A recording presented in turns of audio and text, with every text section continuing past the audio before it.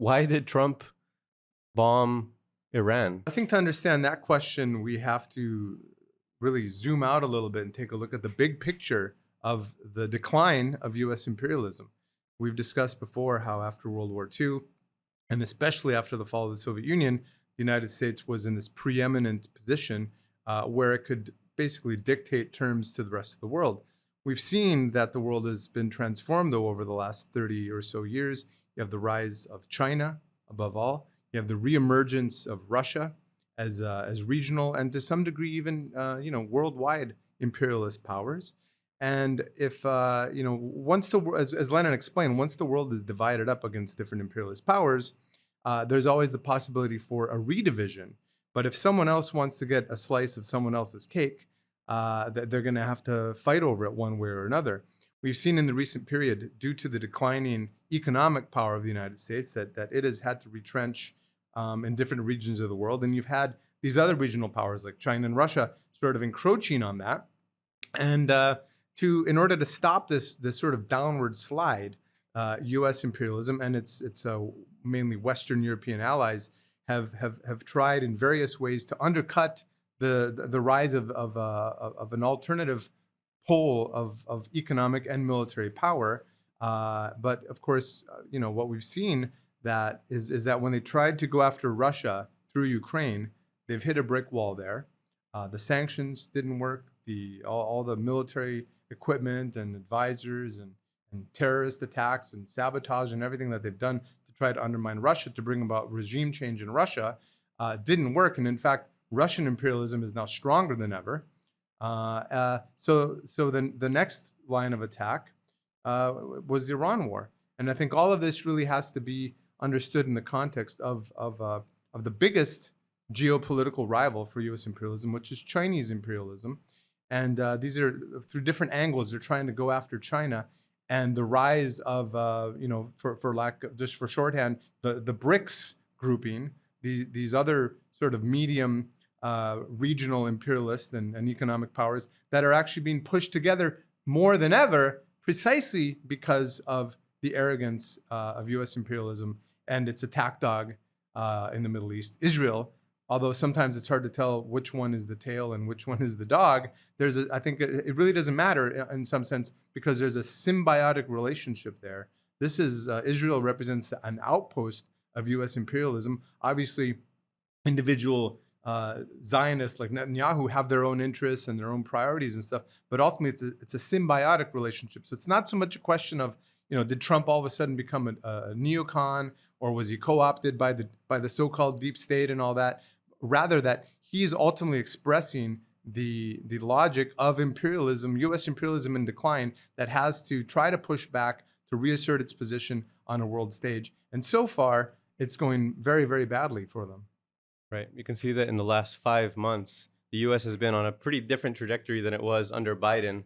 And I think the Ukraine war was the tipping point where U.S. imperialism faced this reality that it couldn't deny, that it was no longer the power that it used to be. I mean, this has been like a slow motion, horrific defeat for NATO and for the West in Ukraine. So Trump comes in and basically admits this in so many words. I mean, this whole America First, this retrenching, he's wanting to bring back the focus to the Western Hemisphere, but also primarily to pivot to the main rival. And so you can see there is, in all we've been talking about, there's madness, but there's also method to the madness. The thread of everything he's trying to do on the global stage is to manage the decline of U.S. imperialism. Now, having the aim of managing that decline is one thing. That doesn't mean that he's going to be able to do it in a competent way. And I think or at all. Yeah, in the cabinet that he's got, I mean, it's like you can see a group of people that are acting pragmatically, eclectically, sort of blindly. Like there's not like a clear strategy at every turn. You can see that at each turn, Trump is basically kind of making it up as he goes. I mean, in some ways, none of this has gone very well for him. The idea of the trade war, all these deals he was going to strike, it's all been a total flop. The idea of reindustrializing the United States, if anything, he's on the brink of plunging the U.S. into pretty severe recession on the horizon. And so none of this has been able to play out. If he's trying to pivot to focus on China, then it seems a lot of people, and especially among his base, will be wondering, why get into another war with Iran? Why, if the idea is to pull out and focus, why did he start this war? The American imperialist ruling class, right? Just like any other ruling class, is not about to just commit suicide as a class, right? They're not going to just let's take a look at the Middle East, right? This is an area rich in oil, strategically positioned, right? How much trade goes through the Suez Canal? How much oil, 20% of the world's oil supply goes through the Strait of Hormuz. Is the American ruling class just going to say, oh, geez, it's a very important area. We'll just leave it alone and other people have to take care of it and we'll just pull out the Navy and pull out they're not going to do that, right? Even if they have in mind some retrenchment, it's very hard for a ruling class to give up all that power, all that prestige, and all that wealth that goes with it, right? And of course, Trump doesn't just come in as a president with a clean slate that he can write. There's a certain traditions and certain entanglements that the U.S. is already involved in there. Like, for example, Israel, right? The establishment of the state of Israel originally in 1948, the idea there was that U.S. imperialism would have this country they could lean on, could be a proxy for their power in the Middle East. Ironically, by the way, this war with Iran brings back historical issues there. In 1953, the Iranians had elected a prime minister. It was a populist prime minister, Mossadegh, right? And he nationalized the oil companies in Iran. That was very unpopular with U.S. imperialism, British imperialism. They organized a coup.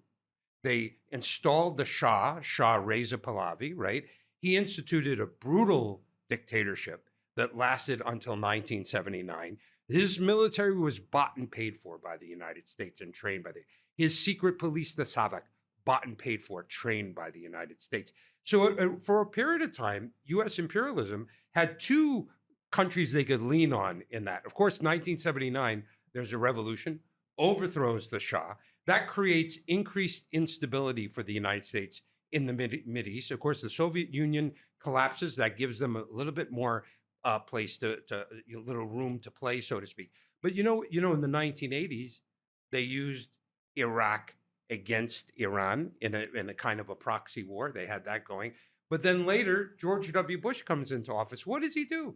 The same country, the same dictator, Saddam Hussein, that they used against Iran, they took him out.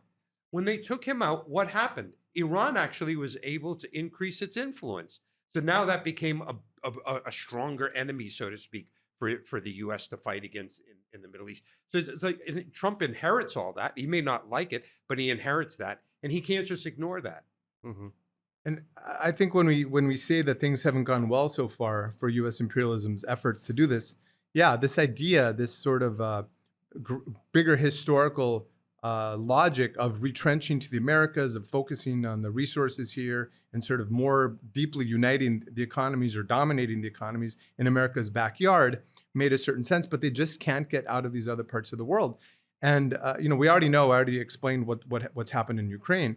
And with China, its attempts there through the trade war, the U.S. thought it held the cards there. It obviously did not hold the cards there, just like it didn't hold as many cards as it thought it had in Ukraine. Now we see in Iran, the New York Times daily podcast this morning was crowing about how the real winner of all this is Israel, obviously, right?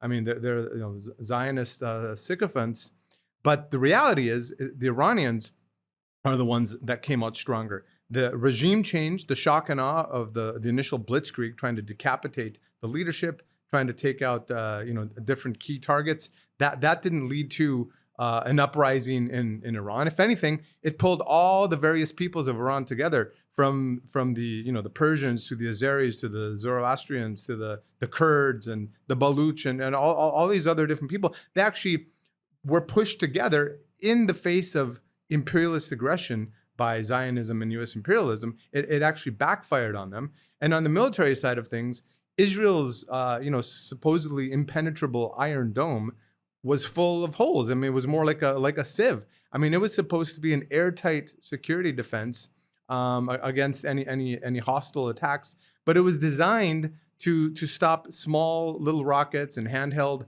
missiles fired maybe from Lebanon or from from Gaza or the West Bank or something like that. It wasn't designed, and it cannot stop some of the more advanced hypersonic missiles that Iran has succeeded in developing over the last period. So, although all sides are claiming victory, I really think, I believe the reports that say that it was Netanyahu who was sort of pushing for the ceasefire, despite in public saying, "Oh, we could go on forever. We're the chosen land and the chosen people," and all this kind of stuff. And I think a lot of people in Israel are going to be questioning, how is it that the port of Haifa has been destroyed, that oil refineries have been destroyed, that the IDF headquarters has been deeply damaged, the Mossad headquarters. How did this happen? I thought we were invulnerable to these kinds of attacks, and again, it's backfired. It's blown up completely in the face of U.S. imperialism. And just quickly, just to relate this back to Lenin's imperialism, where he explains that in these inter-imperialist struggles, where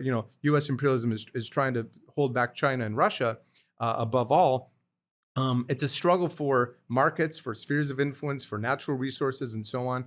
And it's not as crude as this, but you better believe they'd like to get their hands on the natural resources of Russia or Iran, to use them to support their economies and to prop up their crumbling financial markets, their crumbling bond markets, their the discontent in the United States, which is ultimately a function of the lowering quality of life, which is a function of the crazy disparity of wealth and the enrichment of the richest people, the billionaires in this country versus the majority. They wanted to cut across that to get some of those resources. So it really is a return to the great power politics that you saw, a couple centuries ago and a few decades ago, but before World War II, and that's something that obviously is very uncomfortable for the United States after having enjoyed such a prominent position for so long. And now it's going to have to deal with the consequences of that. And part of the consequence of that is that they can no longer afford to have the U.S. working class have the quality of life that it had before. And that's going to mean austerity in different forms. It's going to be a tax on democratic rights. We've already seen this, crackdowns and so on, because they're preparing for an almighty explosion of the class struggle that we're going to see at some point, at some stage in this country. And a lot of people decried the election of Trump as a swing to the right and so on. We've explained that this is a distorted way of trying to find a solution to class problems, jobs, healthcare, education, all these kinds of quality of life things. And eventually, you are going to see a big swing to not even the right or left, you could say, in this country, but towards class issues. I think that's one of the things we have to emphasize. And so when we say that war is a handmaiden of revolution, doesn't mean that the revolution is next week or anything like that. But war and launching wars in Ukraine and Iran and trade wars even, which are really just another form of war, another form of foreign policy, imperialist foreign policy, they can eventually blow back, and the chickens can and do eventually come home to roost.